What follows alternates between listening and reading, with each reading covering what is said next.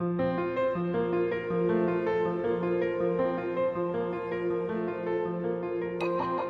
is Inner Healing Paths podcast. Here we discuss the healing of the mind, body, soul, and spirit through a variety of different paths. We have emotional and spiritually minded conversations centering on ancestral healing, psychology, astrology, yoga, meditation, magic, and indigenous spiritual practices of the world. I am your host, Rosa Shetty, and I am so happy you are here. Welcome.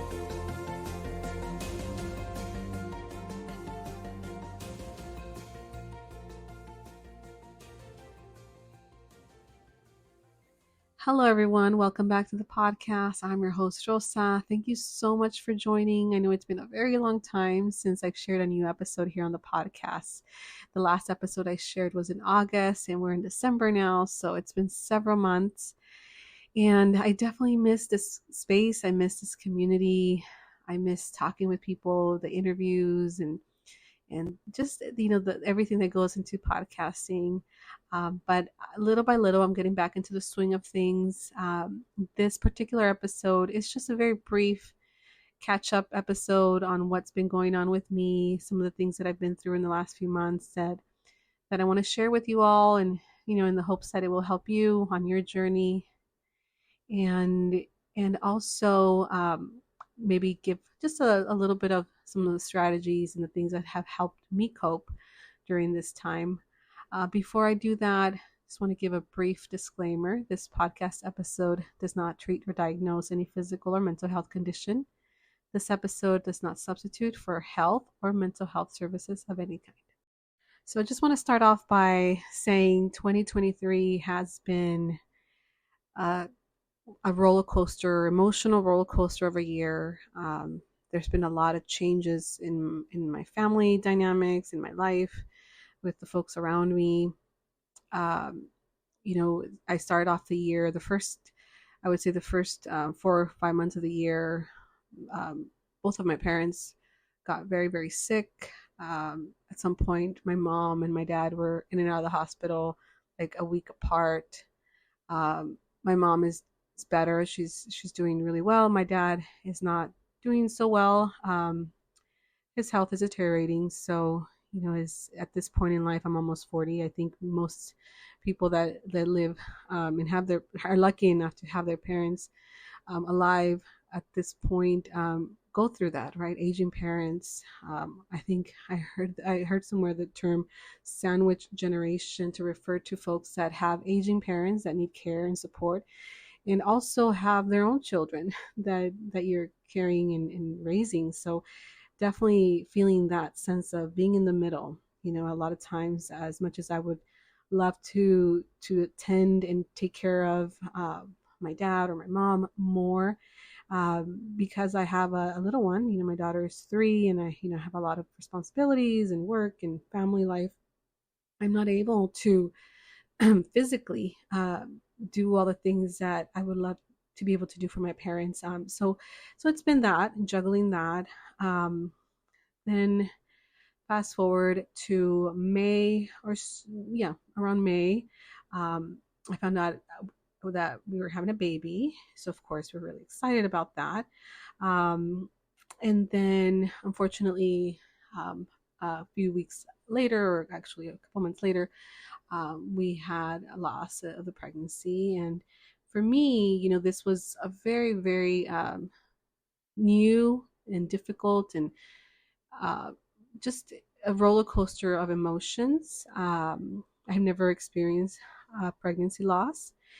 And because I prior to having my first daughter, I did go through a long journey for fertility and just conception. After that this pregnancy loss, it was like all of those triggers, all of that just came back.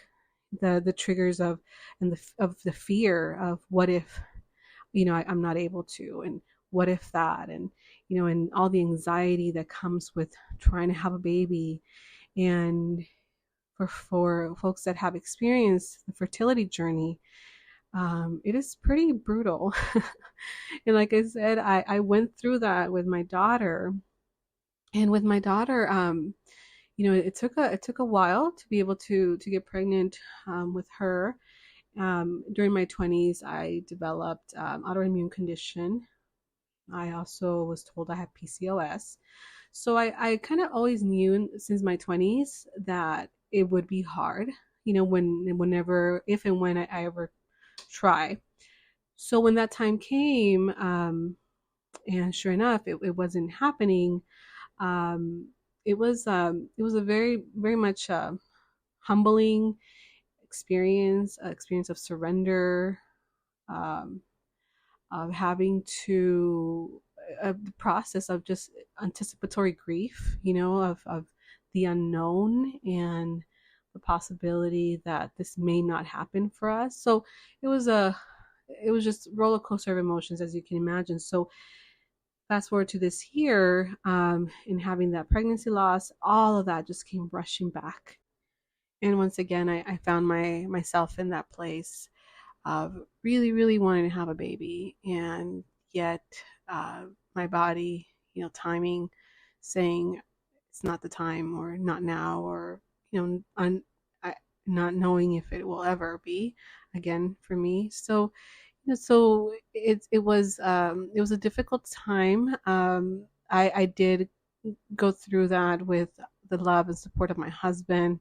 Definitely didn't do it alone. My daughter, just taking care of her, playing with her, being present, helped me cope. My books, talking to my therapist, having my mom's support, having her come over and just spend time with me. Friends that called me. I had a friend who came out after she put her kids to sleep. I think it was around 10 p.m.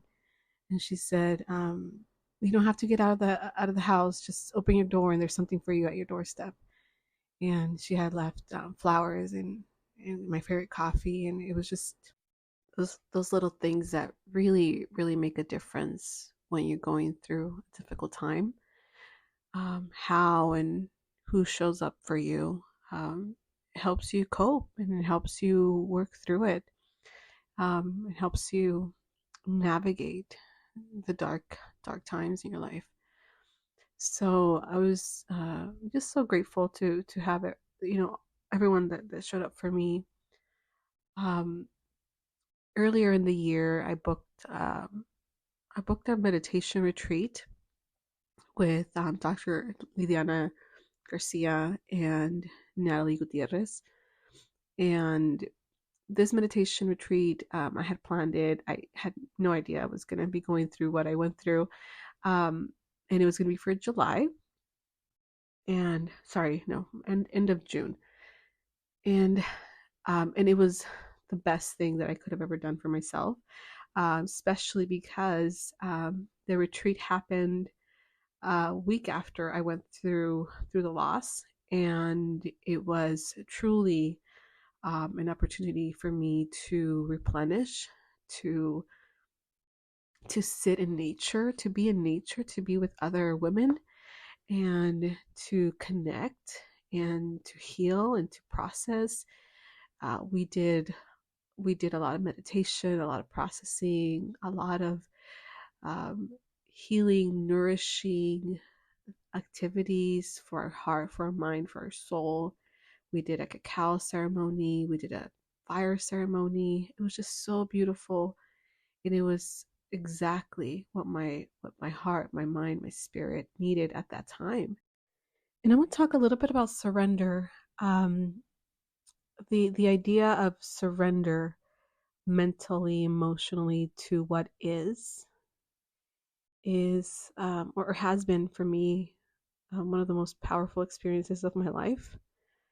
I've noticed that when I try to make something happen, when I force something to happen, or when I mentally just focus on making something happen, it doesn't always work out, or it doesn't happen at all. there was a point in the retreat when I was in Puerto Rico, and we were doing a meditation, and having just experienced the loss and, like I said, all the fears and all the triggers of the past traumas and difficulties around fertility, I remember just laying down, doing a meditation, and just having a very intense visual in my mind's eye. I saw um, I saw a lot of elements that for me were symbolic of just letting me know that I was okay, that I was going to be okay. And I felt that sense of surrender. I felt that sense of, you know, God, the universe, they got me. And I felt physically and emotionally and spiritually that sense of surrender in that moment in Puerto Rico. And prior to this, I would say 4 years prior, maybe almost 5 years prior to this, I remember another powerful moment of surrender, and the, the surrender of God, I don't know if it's in the books for me to be a mom, to have a baby, but if it is or if it isn't, I'm gonna surrender this to you, and I will be okay no matter what. And I felt that in my bones, that I would be okay no matter what. And that experience of surrender was powerful for me, but it came after reading a book.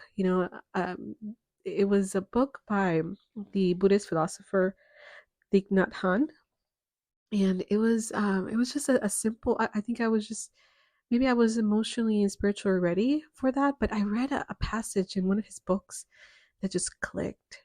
And in that moment, I felt that sense of peace that comes with surrendering to what is. And I have the book with me here. I wanted to read a little part of it because it's so simple and beautiful. And for me, it was that last piece that I needed to help me surrender and give it up and just be with my process, with my life, with what I was at that moment. The book is called No Death, No Fear. And I'm going to read this part to you in the hopes that it will help you on your journey, and whatever it is that your journey is about. I think it's still very, very powerful for anybody that is wanting something to happen. And it goes like this. What do you think birth is? Most of us think birth means that something begins to exist where something didn't exist before. In our mind, we have the concept that birth means that from nothing you suddenly become something. From no one you suddenly become someone. Most of us would define birth like that. Looking deeply, we see that this definition is not sound. From nothing you cannot become something. From no one you can never become someone. Before your so-called birthday, you were already there in your mother. So that moment of childbirth is only a moment of continuation. Look and see if you can find that moment that you have become something from nothing. Was it at the moment of conception in the womb of your mother? That is not correct either, because before that, there had been something else. Maybe half in your father, half in your mother, maybe 1/3 in your father, 1/3 in your mother, 1/3 in the cosmos. There were many somethings that were already there. If something existed already, it does not need to be born. The time when a mother is in labor and then gives birth is not really the moment of birth. It's just a moment of the coming into the world from the womb.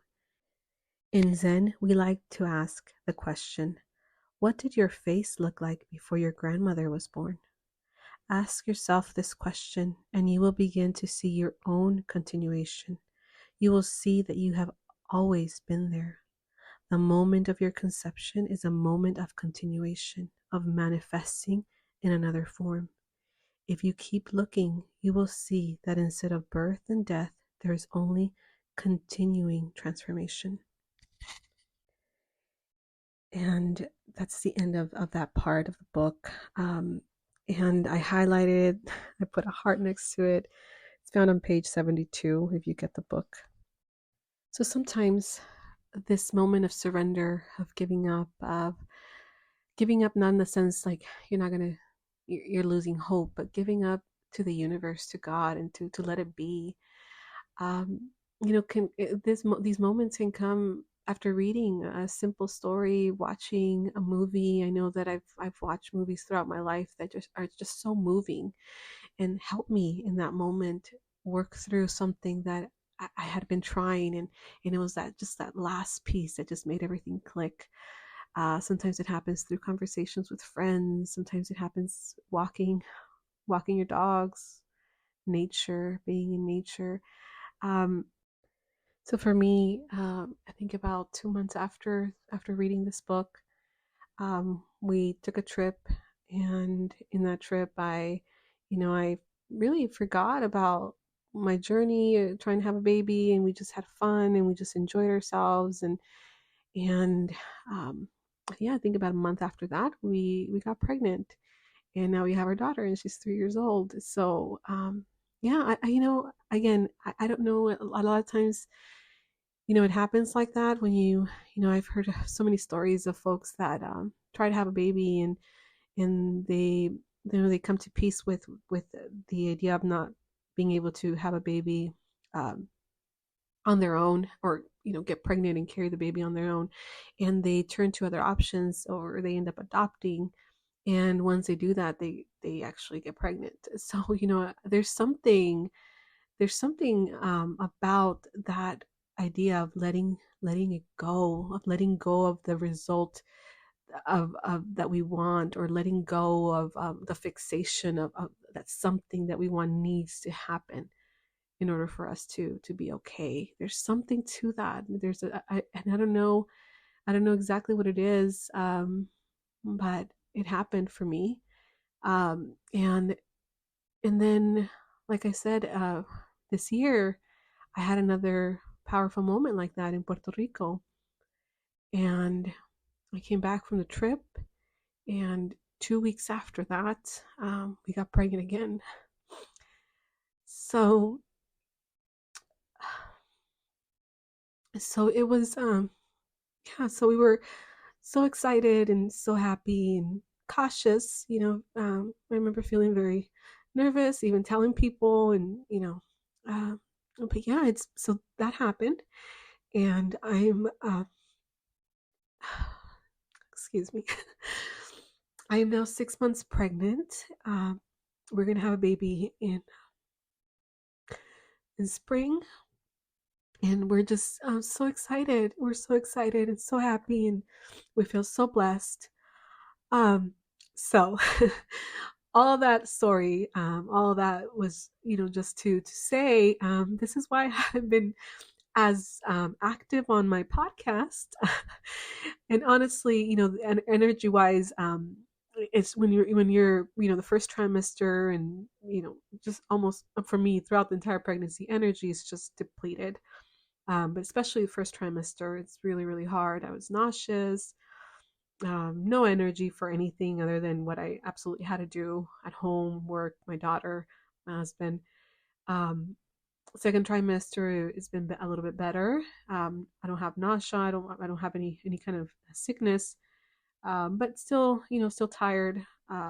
But I've noticed that when I'm able to do some of the things that I enjoy doing, for example, um, you know, doing content on social media, doing my podcast. I also love doing doing little crafts and little things like that, that I get into. For example, right now I'm really into making soaps, and I'm getting into making candles. And so whenever I make time for that, I'm able, whenever I'm willing to devote time to that, um, it helps my energy. It helps me feel better. It helps me replenish. It helps balance my life and all the things that I must do, the responsibilities, with the things that I enjoy doing.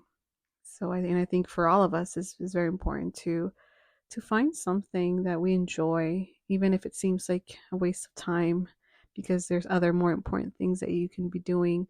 It's not. It's not a waste of time. Your joy, your peace in those moments are worth it. And these are the moments that help you keep going and that help you uh, to help with your energy, that help you create, and so you can be more present, so you can have the energy to be in all the places and all the roles that you absolutely have to be. So that is it for now. I do want to give a big shout out to my husband for all his help doing the technical aspects of the podcasting. He does all the post production, which involves editing and which takes actually a long time. So I'm so grateful that he's able to and willing to do that for me. And I will be releasing new episodes very soon. We're working through those edits now. And if you have any questions, any comments, any feedback, feel free to email me. My email is in the show notes. I also recently self-published a meditation book. It's a book on inner child meditations, starting from connecting with your inner baby to connecting with your inner teenager. A couple years ago, I offered this one as an ebook, and it was free. So what I did, I used that same book, I edited, and just made it more presentable. And now it's available in hard copy through Amazon, and it's $6.99. So it's very, very affordable. And I will include the link in the show notes as well if you want to go directly there. So that is it for now, folks. Thank you. Thank you for listening. Thank you. Thank you for allowing me to share this space and for my story to be told and for it to land with you wherever you may be. And I hope that it resonates and I hope that it helps you move along, even if it's just a little bit, on your own healing journey. Have a wonderful rest of your day, and I will talk to you next time.